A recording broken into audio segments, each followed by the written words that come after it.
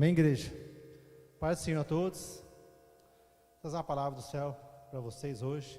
Amém? Vamos fechar seus olhos, para sua cabeça. Vamos estar orando, clamando ao Senhor. Amém?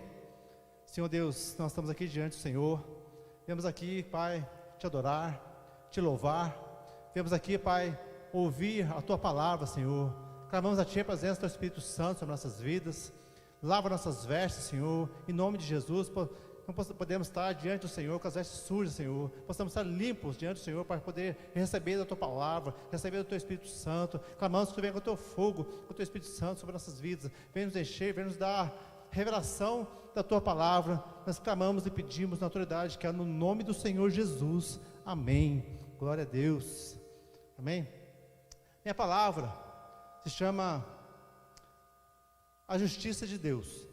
Eu não vou falar sobre o amor de Deus, não vou falar sobre a misericórdia de Deus, mas eu vou falar sobre a justiça do nosso Deus. Nós não podemos dizer que Deus, Ele é amor, mas também é justiça. Nós temos que dizer que Deus é amor e justiça. Se nós dizemos que Deus é amor e também é justiça, dá a impressão que a justiça de Deus é algo ruim, que a justiça de Deus vem só para condenar. Mas não. A justiça de Deus, ela vem tanto para condenação, mas sim também para a salvação, para honrar aqueles que o servem, honrar aqueles que o amam. Amém, igreja? Falando sobre justiça de Deus, sobre Deus, essa semana, na minha célula, eu fiz uma pergunta para o pessoal, e foi uma pergunta até complicada de responder. Perguntei para ele assim: existe algo maior que Deus? Difícil, né? Você consegue imaginar se existe algo maior do que Deus? Eu digo para você que existe. Está lá em Salmos, não precisa abrir não. Vocês conferem lá depois. Salmos 138, versículo 2. Lá diz que a palavra de Deus é maior do que Ele. A palavra lançada. Tanto é que se os reis, né? Até teve um rei, aquele rei Assuero, lá do livro de Esther. Ele lançou uma palavra para o povo judeu. Depois ele arrependeu de ter lançado aquela palavra, mas ele não podia voltar atrás. Ele teve que manter aquela palavra. Deus, Ele lança a palavra dele, a palavra escrita, e Deus não volta atrás. E nós como homens também deveríamos ser assim. Nós como homens deveríamos, se nós lançamos uma palavra, nós temos que cumprir. Nós temos que ter palavra. Hoje temos documentos, né, que você comprou algo, você fez algum negócio, documento que comprova aquilo que você fez, né? Tem que estar lá, está aqui, ó, a prova, né? Mas na verdade a palavra tem que ser muito maior que um documento. Infelizmente são poucos que possam honrar a palavra que sai das nossas bocas. Amém? Eu quando eu falo que vou fazer uma coisa e eu não consigo fazer, eu fico desnorteado, eu fico doido por aquilo que eu não consigo cumprir. Mas Deus, Ele é perfeito, e Deus cumpre tudo aquilo que Ele fala, que Ele promete. E a justiça de Deus, e é a última que prevalece. Deus é amor, Deus é misericórdia, maravilha. Mas o último momento que prevalece é a justiça de Deus. Amém? Vamos imaginar que um corrupto, um assassino, ou uma pessoa que fez barbaridades horríveis para a sociedade, e ele é condenado, vai diante do juiz, né? Ele assassinou ali, né? Se corrompeu de todas as formas, e o juiz vai lá, com a misericórdia do juiz, o juiz misericordioso, olha só, e vai lá e, não, pode ir embora para casa, você não precisa pagar nada. Como é que você fica diante disso? Eu ficaria irado. Como assim? Não, é justiça, a justiça não está se cumprindo. Infelizmente a nossa justiça dos homens ela é corrupta. Então nós vemos hoje nas mídias, né? Vemos hoje que a corrupção que há na justiça, né? Mas a de Deus não há como corromper, não tem jeito de corromper, né? E o juiz, você vai dizer que esse juiz é louco, esse juiz ele é injusto, né? O assassino ele merece ser castigado, realmente ele merece mesmo. Ele cometeu um crime, ele tem que pagar por aquele crime. Amém? Mas nós como pecadores que somos, nós cometemos crimes diante da palavra do Senhor, crimes, nós corrompemos a lei de Deus. E a lei de Deus, nós diante da lei de Deus, nós deveríamos ser punidos, amém? E aí, com o quê? A morte. Mas Deus, na sua misericórdia, né, na sua justiça também, através do nosso arrependimento, através do nosso buscar ao Senhor, através do arrependimento, do pedido de perdão, Deus, Ele cancela. Só que tem uma coisa, a consequência, Deus não cancela. A consequência, ela permanece. Se você cometer um crime, você vai pagar por esse crime. Mas Deus te perdoa para quê? Para que você venha a entrar no reino dele. Amém? Deus perdoa nossos pecados e nos torna justo. E nós entendemos que isso é amor, o amor de Deus. Vamos abrir lá a palavra lá em Romanos, capítulo 6, versículo 23.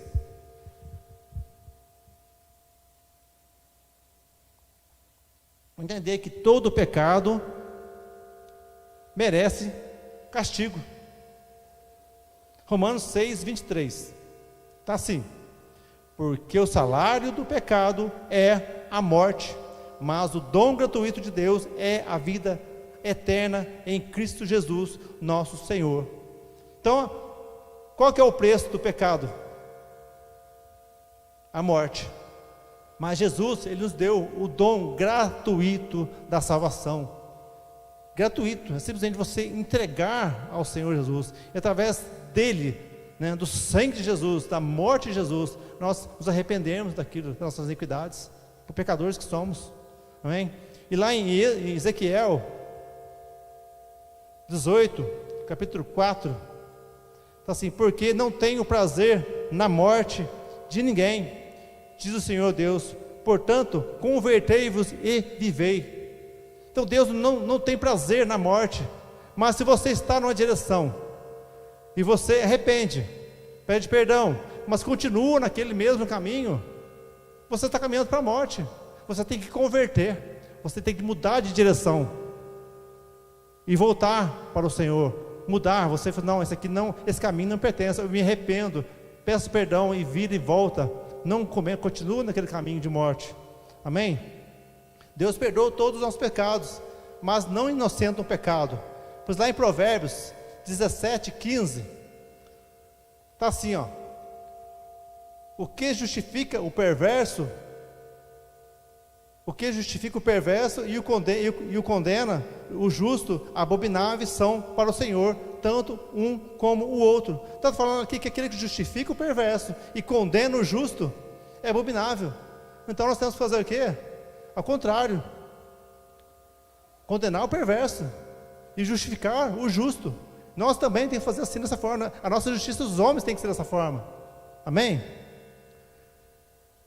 E Deus, como Deus inocenta, ao mesmo tempo Ele pune. Porque Deus odeia o que pratica o mal, porque Ele é bom e Ele é justo. Interessante que o pecado, uma simples mentirinha pode te condenar. Que a palavra lá em 1 Coríntios, capítulo 6, versículo 9, fala assim que os mentirosos não entrarão no reino de Deus. Ah, mas uma mentirinha só de nada. Poxa, ou você é 100% ou nada. Deus não serve para ele 99%. Então, uma mentirinha, uma simples mentirinha, ela tem que ter arrependimento. Você tem que arrepender daquela mentirinha, né? Um dos patrões aí, deixa de pedir para a secretária falar que você não está, vai lá, atenda o cliente, vai lá e fala: eu estou aqui, e resolva o problema. Porque é uma simples mentirinha. E aí, o pecado é algo interessante, que muitas vezes nós cometemos pecado, o pecado na hora que se comete, nada acontece, não acontece nada. Vou dar um exemplo aqui. Um pouco que você está cheio de Espírito Santo, né? Você está andando pela Fernão Dias a 130 km por hora, passa por um radar, o radar te multou. Aconteceu alguma coisa? Você continua a tua viagem, mas você viu que tinha um radar. É o Espírito Santo te falando: ó, você passou pelo radar, você foi multado, você vai ter uma consequência sobre isso. Vê se você paga essa multa aí logo aí. Beleza. Continua a viagem. Chega em casa, passa um mês, chega lá, a multa. Aí a multa está aí. Aí você faz o quê? Ignora a multa, não paga. E o Espírito Santo te incomoda, paga a multa. Você vai complicar a tua vida. E você ignora. Você continua dirigindo o teu carro. Você continua na mesma coisa, nada muda para você. Aí passa um tempo, vem lá o PVA, você paga o PVA, mas a multa você não pagou. De repente, passa um ano, né? De repente não vem o recibo do teu carro, porque você não pagou a multa. Você fica sem o recibo. E o Espírito Santo mais uma vez te incomoda. Você não pagou a multa. E você ignora e continua. De repente você é parado numa blitz e pede, cadê o documento do teu carro? O documento do ano? E você não tem. Aí vem a consequência. Depois de um ano depois, vem as consequências. Aí você é preso o carro. Aí você tem que pagar o guincho. Vai ter que pagar a multa. Vai ter que pagar a multa por estar sem documento. Aquele todo problema. Quer dizer, é um simples problema que você vai ter resolvido e você não resolveu. E causou um problema lá na frente. É o pecado. O pecado, muitas vezes, seria bom, né, se você pecasse na hora, a voz do céu, não, pecou. Olha que maravilha. Mas não. Nós temos que... O Espírito Santo, ele te incomoda. Se você não sente um incômodo quando você peca, é porque você não tem o Espírito Santo. Não está ali para te incomodar. Mas nós temos que estar atentos. Pecou, o Espírito Santo já está ali te incomodando. Joelha, peça ao Senhor, peça perdão. Lava, simplesmente lava com o sangue de Jesus. Amém? Jesus, né, ele segura a sua ira justa para dar tempo ao pecador. Então, quando nós pecamos, Jesus sempre vai dar o tempo, com a sua justiça, com o seu amor, né, o seu amor, Ele vai dar um tempo para você, para nós arrependermos. Isso é o amor de Deus, a misericórdia de Deus, dá o tempo para que nós venhamos consertar com o Senhor. E Deus, o que Deus fez? A ira de Deus, Ele simplesmente, sabe onde que Ele descarregou a ira? Essa ira que Deus tem, é sobre nós, pecadores. E Deus descarregou a ira dEle em Jesus Cristo, no seu Filho. Deus enviou Jesus Cristo, lá do trono, falou assim: filho, eu estou irado com o ser humano, estou irado. Eu vou enviar você lá porque eu vou descarregar minha ira em você. Falou para Jesus. Jesus falou assim: eis-me aqui, Pai, me envia, e eu vou nascer de mulher, e vou ser um homem perfeito, não vou pecar, vou ser perfeito, e vou receber toda a injustiça. Jesus foi injustiçado, e você muitas vezes, nós muitas vezes sentimos injustiçado nessa terra. Assim, mas espera aí, existe alguém que foi mais injustiçado que Jesus Cristo, que foi um homem perfeito, não pecou, desceu da glória dele, veio aqui justamente para receber toda a ira de Deus sobre ele. E nós aqui somos injustiçados e ficamos bravinhos, queremos fazer nossa justiça. Não, a justiça de Deus. Deus, eu entrego nas tuas mãos, essa injustiça que eu estou recebendo, e Deus vai fazer justiça por nós. Deus faz a justiça por nós, amém? Porque nós, como pecadores somos, nós herdamos o pecado de Adão. A criança, quando ela nasce, olha que interessante, a criança, quando ela nasce a herança de Adão. Precisa analisar, a criança até 7 anos de idade, ela é inocente, ela não tem pecado. Mas uma criança até 7 anos de idade, ela tem uma ira, você não tem ideia. Uma criança, já viu uma criança quando ela bate na mãe? Ela bate de uma forma que ela não tem força, senão ela esmagava a mãe. É ou não é? Ela não tem força para isso. E a criança, você imaginou a criança quando ela está comendo uma bolacha, né? Você pede para ela, dá um pedacinho para mim? Não, ela não dá, é meu. Criança não é assim? Então a criança, ela nasce com essa essência de Adão. Só que os pais, nós temos a obrigação de ensinar nossos filhos aquilo que é certo, aquilo que é errado. Foi, filho, você tem que dividir. O papai vai dar essa bolachinha para você, mas aquele menininho lá, ele vai pedir um para você. Você dá um para ele também, tá? Se você der um para ele, depois o papai compra mais para você. Você ensina para ela que ela tem que dividir. Aí ela aprende, amém? Só que você fala assim para ela assim, ó, você tem que dividir, porque depois o papai vai comprar mais para você. Está vendo a negociação que você tem que fazer com a criança? Então a criança, se você não educar ela, você cria um monstro. Deixa a criança se educar para você ver. O que acontece quando ela crescer? Fica insuportável, ela torna terrível. Então, a obrigação dos pais, quebrar essa herança que veio de Adão e ensinar ela a andar nos caminhos do Senhor. Muitas vezes as crianças não são ensinadas a andar nos caminhos do Senhor, mas elas são ensinadas a ser educadas, elas são corrigidas. Não é isso mesmo? Então essa é a essência que nós herdamos de Adão. E Jesus, ele veio para fazer a diferença. Ele veio para trazer o amor dele, né? E sobre a justiça de Deus que caiu sobre Jesus, sobre a ira de Deus sobre Jesus Cristo. Amém? E Jesus, pouco antes de ser preso, né? Jesus, ele suou sangue. E depois, lá na cruz, o que aconteceu na cruz? Deus o abandonou. Deus simplesmente deixou ele sozinho na cruz, até que ele falou, pai, por que me desamparaste? Do desespero, Jesus ficou desesperado, pai, por que me desamparaste? E Deus o abandonou naquela cruz, naquele momento de sofrimento, aquela dor. Mas sabe qual é a maior dor de Jesus? Não foi o prego nas mãos, o prego nos pés, o sangue derramando, não foi essa a maior dor de Jesus, foi a ira de Deus que foi carregada sobre ele. A ira. E isso foi o verdadeiro amor, o amor de Deus. E o amor de Jesus Cristo, de se entregar por nós, pela igreja, e falar assim, eu me entrego por inteiro, por amor a vocês, e agora, vocês vão fazer o quê? Vocês vão se entregar agora para mim. É o preço que Jesus pagou por nós, com o sangue dele. Ele derramou todo o sangue dele naquela cruz. Agora vocês se entregam para mim, e te dou o livre-arbítrio de vocês se entregar para mim, a vida de vocês, e entregar 100%. Deus não aceita 99%, tem que ser 100%. Buscar o precioso nome do Senhor Jesus, o nome que tem todo o poder no céu e na terra, e não buscar por outro nome, porque quando você busca um outro nome que não seja o nome de Jesus, você está dando insuficiência para o Senhor Jesus. Não foi o suficiente.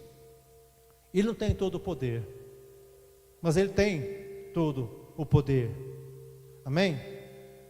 E Deus, Ele não poupou o seu único filho. Se Deus não poupou o seu único filho naquele sofrimento, por que Ele há de poupar a nós? Por que Ele há de poupar a nós? Quando nós erramos, quando nós pecamos, quando nós afastamos da presença de Deus, nós temos que estar preparados para receber a ira de Deus também sobre nós, porque é justiça. Se você errou, você vai pagar, mas a medida do arrependimento Deus te traz a salvação novamente, mas você não vai ficar sem pagar pelos erros. Amém? Devemos temer e nos arrepender para sermos perdoados. Olha lá que está falando lá em Atos 3,19. Atos 3,19. Está assim: arrependei-vos, pois, e convertei-vos para serem cancelados os vossos pecados. Isso é maravilhoso. Está vendo o Jesus Cristo, o preço que Ele pagou para que Ele pudesse ser cancelado os nossos pecados, para que Deus venha até esquecer dos nossos pecados, porque nós até lembramos dos nossos pecados mesmo, mas Deus não lembra mais. Ele diz que Ele não lembra, só que Ele vai lembrar na consequência. Isso vai ficar para nós, mas Ele cancela para que possamos voltar para o Senhor e recebermos a salvação, que é pela graça. Amém? Deus tira a nossa culpa quando nós arrependemos, mas não tira as consequências do pecado que cometemos. Pois lá em Colossenses, capítulo 3, versículo 25, lá fala do sofrimento. do mal que fizemos. Lá em Gálatas, Colossenses 3:25. Está assim: pois aquele que faz injustiça receberá em troco a injustiça feita, e nisto não há acepção de pessoas.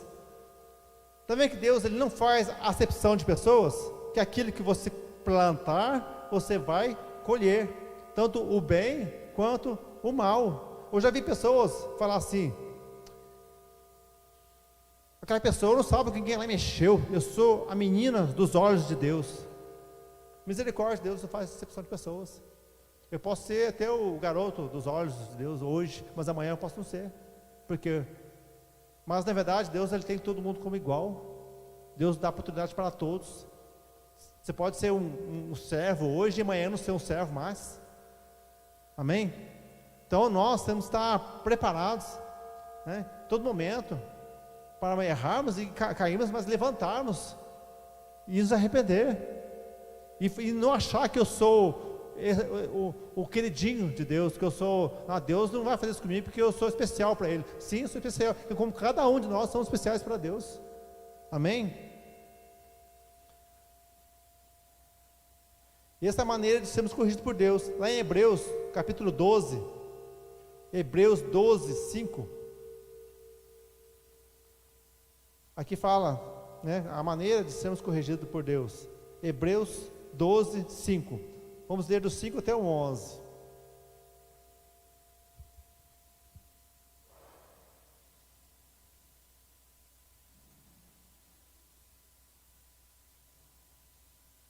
Está assim: e estáis esquecidos da exortação que, como a filhos, discorre convosco. Meu filho, não menosprezes a correção que vem do Senhor, nem desmaieis quando por ele és reprovado.